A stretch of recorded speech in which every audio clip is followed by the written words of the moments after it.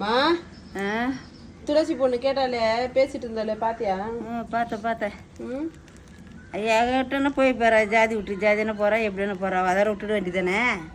எவ்வளோ தைரியமா பண்ணிக்குது பாரு ஒரு பெத்த பொண்ணு. இவளுக்கு என்ன தைரியம் பாரு. சித்தியா ஒரு மாதிரி அந்த குரம் பரவாயில்ல, ஒரு கோவத்துல பண்ணிட்டான்னு சொல்லலாம். பெத்த தாயி ஒரு மாதம் தான் இருந்தாக்கூட முன்ன பின்ன யோசிப்பேன். இவ யோசிக்காத வச்சிருக்கிறா பெத்த தாயே.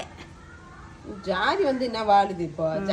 ஜாதி பொண்ணு ஆசைப்பட்டா போக வேண்டியது தானே. ஏதோ ஒருத்தனோட வாயிரலா வரலான்னு விட்டு கடாச்சிட்டு போகல, அதுக்கு ஒரு விஷம் வச்சுக்கிறா. பார்க்குறங்க எவ்வளோ கேலி பண்ணுவாங்க. அவங்க அப்பா தான் காப்பாத்திருக்கிறாரு. எப்பவுமே வேலைக்கு போயிட்டு நைட்டு தான் வருவாராம். அன்னைக்குன்னு பார்த்து 5:30 மணிக்கெல்லாம் வந்துட்டுக்கிறாரு. அப்பர் நேரம் இந்த நம்ம எப்படி போனோம் அவ கடந்ததுக்கு